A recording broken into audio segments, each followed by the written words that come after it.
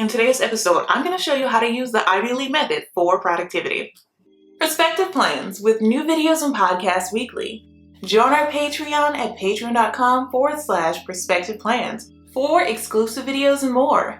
Visit perspectiveplans.com for all of your planner and stationery needs. Only at Perspective Plans, helping you plan for what's to come.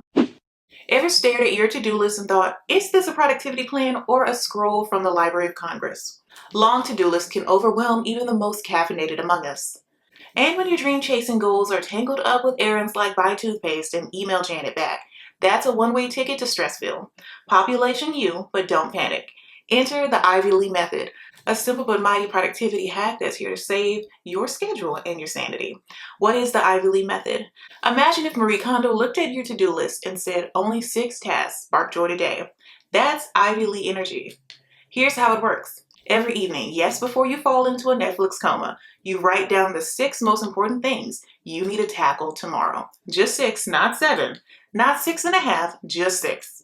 Next, rank them in order of priority. From must-do or civilization collapses to nice to do if I don't fall into an email vortex. Then the next day you start with task number 1 and don't move on until it's done.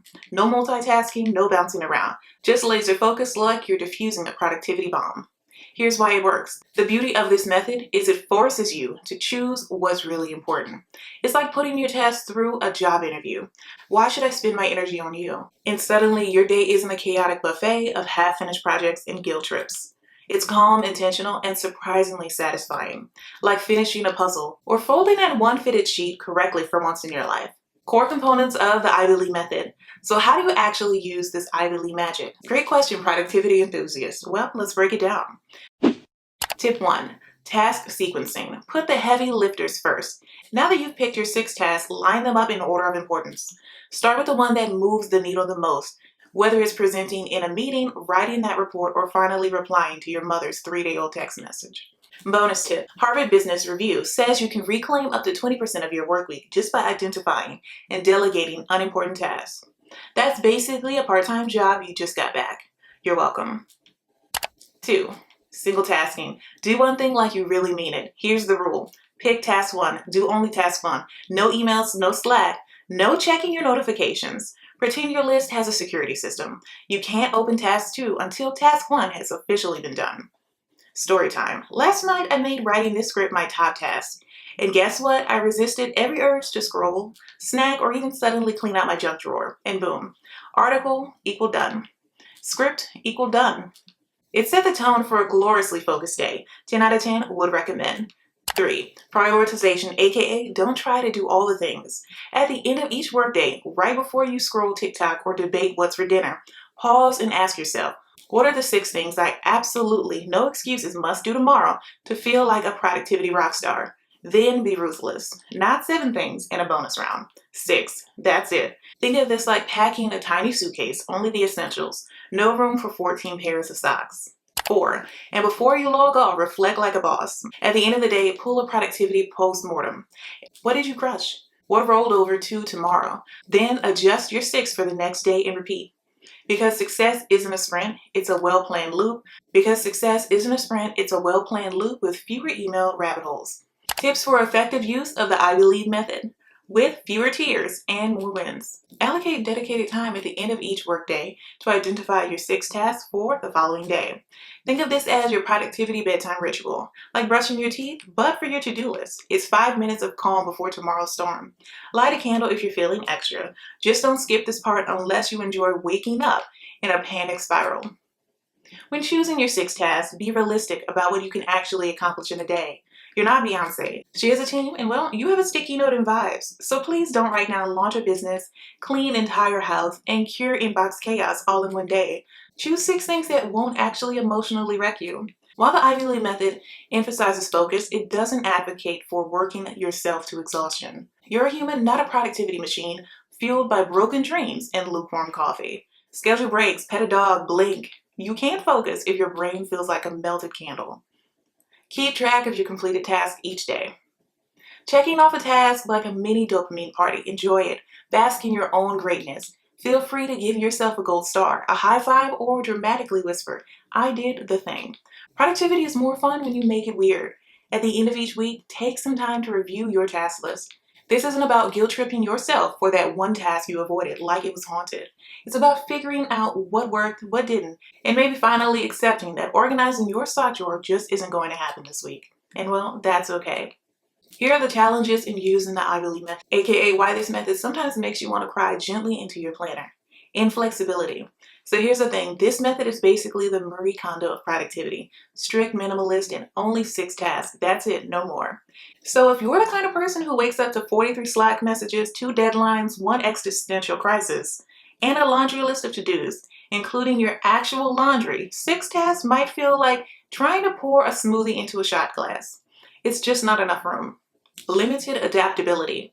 The Ivy League method is great if your day is predictable, like a Hallmark movie plot. But if your job feels more like a live action improv show, where priorities change every 10 minutes and someone yells pivot, like it's a Friends episode, this method may have you silently weeping. It thrives on structure and not spontaneous chaos. Difficulty in task estimation. You think writing that report will take 30 minutes, 3 hours, 2 browser tabs, and 1 identity crisis later. You're still staring at an empty Google document. Welcome to the I totally underestimated this task club. And well, we meet weekly. Unless we all forget because our time estimates were once again wildly wrong. When Ivy League isn't giving, try these productivity cousins. Let's be honest, sometimes the Ivy League method is a bit like that super organized friend who color codes their groceries and gets annoyed when you don't alphabetize your spice rack. Great in theory, but a little bit extra. So if you've tried Ivy and found her a bit too rigid, meet more flexible cousins, the Eisenhower matrix, for when you're drowning in urgent emails. If Ivy League is all, here are your 6 priorities, Eisenhower matrix is like, let's actually figure out which of these fires and which are just dramatic. You divide your task into 4 different zones, urgent and important, meaning do it now. Important but not urgent, meaning schedule it, boo. Urgent but not important, meaning delegate like a boss. Neither, meaning delete it. Yes, even that newsletter you subscribed to in 2014. Which is perfect for when your to-do list looks like a Jackson Pollock painting of stress. The Pomodoro technique, aka the tomato timer that changed lives. Can't focus? Feel like your brain goes full raccoon mode after 10 minutes? Try Pomodoro. So here's how it works. Work for 25 minutes like you're storming the productivity castle. Then take a 5-minute break where you can scroll guilt-free, dance it out, or even stare into the void. Then, after 4 Pomodoros, treat yourself to a long break and perhaps even a cookie. It's kind of like focus with a built-in snack time. What's not to love? Getting things done. For when your brain is a browser with 87 tabs, David Allen's GTD system is what you need when your tasks, ideas, and random post-it notes are slowly forming a paper-based monster on your desk. Instead of choosing only 6 things like Ivy League, GTD lets you capture everything. Yes, even buy new socks and start a billion-dollar business. Then it gently walks you through organizing it all into doable steps without judging your chaotic mind. This method is like having a digital therapist for your to-do list, calm, structured, and always prepared. So which one should you use? Try them all. Mix and match like productivity tapas. Because whether you're a planner junkie or even a sticky note rebel, there's a method that fits your mood and your madness. I learned that courage was not the absence of fear, but the triumph over it. The brave man is not he who does not feel afraid, but he who conquers that fear. Nelson Mandela.